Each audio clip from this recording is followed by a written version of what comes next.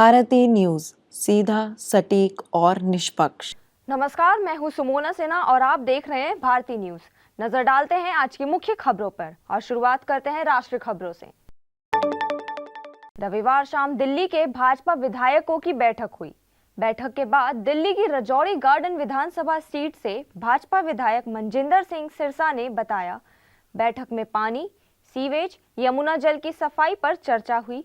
तय किया गया कि ये काम प्राथमिकता पर करने हैं। भाजपा को बहुमत मिलने के बाद विधायकों की ये पहली बैठक थी। बैठक के बाद प्रवेश वर्मा और मनजिंदर सिंह सिरसा ने अलग अलग जाकर राष्ट्रीय अध्यक्ष जेपी नड्डा से उनके आवास पर मुलाकात की।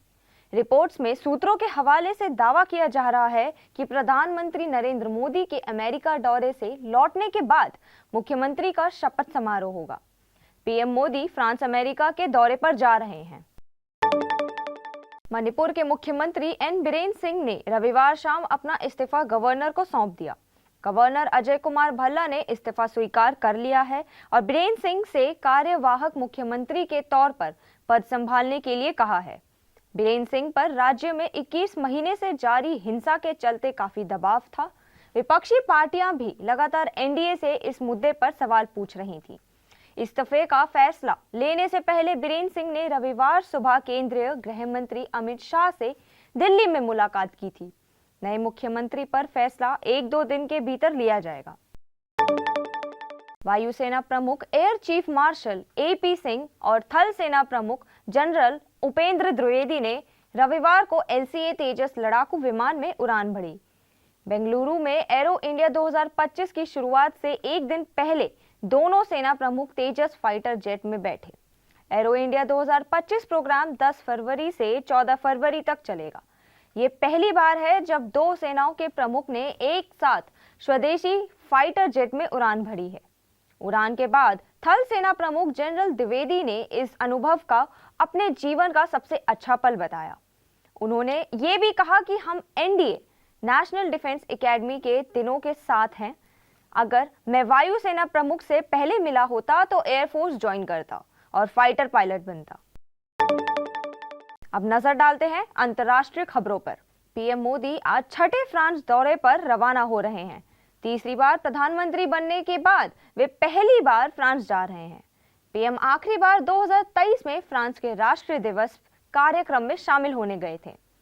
प्रधानमंत्री के सम्मान में फ्रांस सरकार ने 10 फरवरी को मशहूर एलिसी पैलेस में वीवीआईपी डिनर का आयोजन किया है। इसमें फ्रेंच प्रेसिडेंट मैक्रो समेत कुछ और देशों के नेता मौजूद होंगे। 11 फरवरी को पीएम पेरिस के ग्रैंड पैलेस में राष्ट्रपति मैक्रों के साथ आर्टिफिशियल इंटेलिजेंस एक्शन समिट 2025 की सह अध्यक्षता करेंगे। ये समिट 2023 में ब्रिटेन और 2024 में साउथ कोरिया में आयोजित हुई थी। समिट में एआई के जिम्मेदारी से इस्तेमाल पर चर्चा होगी ताकि ये लोगों की भलाई के काम आए और इसके खतरे नियंत्रित रहें। इस दौरान ग्लोबल पॉलिटिक्स पर भी बात हो सकती है। पीएम मोदी फ्रांस के उद्योगपतियों से मुलाकात कर सकते हैं। अमेरिकी अरबपति इलॉन मस्क ने राष्ट्रपति चुनाव के दौरान डोनाल्ड ट्रंप के लिए खुलकर प्रचार किया था। राष्ट्रपति ट्रंप को निर्वाचित होने में मदद करने के बाद मस्क अमेरिका की एआई नीतियों पर हावी होने के लिए तैयार थे, लेकिन मस्क के पुराने साथी और ओपन एआई के सीईओ सैम ऑल्टमैन ने उन्हें चकमा दे दिया। ऑल्टमैन ने ट्रंप को अपने पक्ष में कर लिया और व्हाइट हाउस में पकड़ बना ली। ट्रंप के शपथ समारोह में भी ऑल्टमैन को ओवरफ्लो रूम में बैठाया गया, जबकि मस्क, मार्क जकरबर्ग और जेफ बेजोस जैसे अन्य तकनीकी अरबपतियों ने कैपिटल रोटुंडा के मंच पर स्थान मिला था। अब रिपोर्ट में खुलासा हुआ है कि शपथ समारोह से कुछ दिन पहले वॉशिंगटन के लिए उड़ान भरने के दौरान ऑल्टमैन और ट्रंप की फोन पर बात हुई थी। 25 मिनट के कॉल में ऑल्टमैन ने ट्रंप को एआई के सेक्टर में अमेरिका को ग्लोबल लीडर बनाने का खाका पेश किया। कॉल से परिचित 3 लोगों के मुताबिक ऑल्टमैन ने ट्रंप को भरोसा दिलाया कि वे एआई सेक्टर में अमेरिका को चीन पर बढ़त दिलाएंगे। अब खबरें व्यापार जगत से। शेयर बाजार में आज यानी 10 फरवरी को गिरावट देखने को मिल रही है।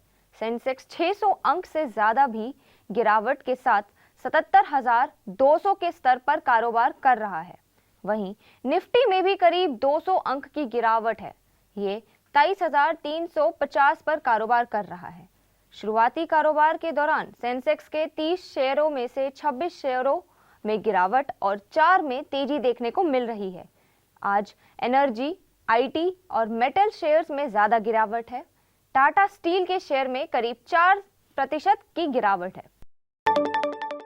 रुपया आज यानी 10 फरवरी को अपने रिकॉर्ड ऑल टाइम लो पर आ गया है।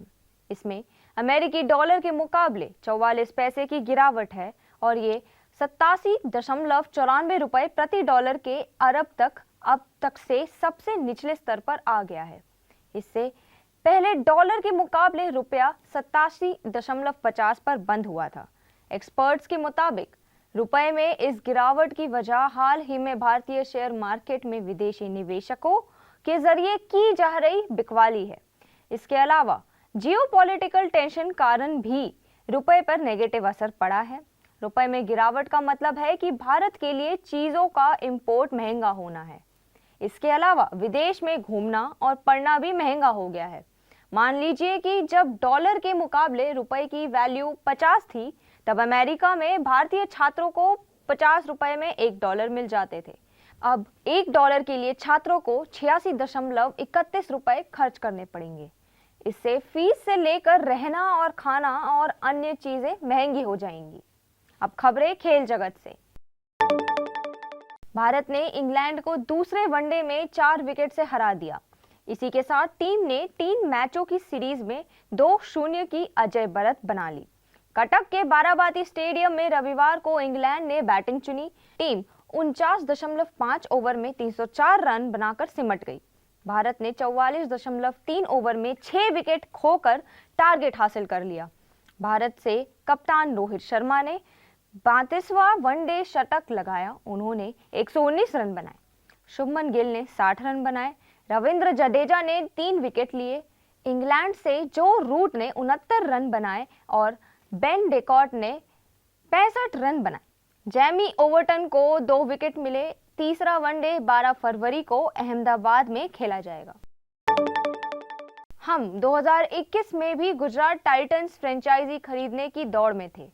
4,653 करोड़ रुपए की बोली लगाई थी, लेकिन तब चूक गए। इस बार सीवीसी ग्रुप और टोरेंट के बीच फ्रेंडली डील हो चुकी है। फरवरी में लॉक इन पीरियड खत्म होते ही ऑफिशियल डील साइन हो जाएगी। ये बयान है टोरेंट ग्रुप के एक सीनियर अधिकारी का, जो इस बात की पुष्टि करता है कि 3 साल पुरानी आईपीएल की गुजरात फ्रेंचाइजी की नई बॉस अब गुजरात की ही कंपनी होगी। अहमदाबाद के टोरेंट ग्रुप और सीवीसी कैपिटल पार्टनर के बीच आईपीएल फ्रेंचाइजी गुजरात टाइटंस को टेकओवर करने का समझौता हो गया है।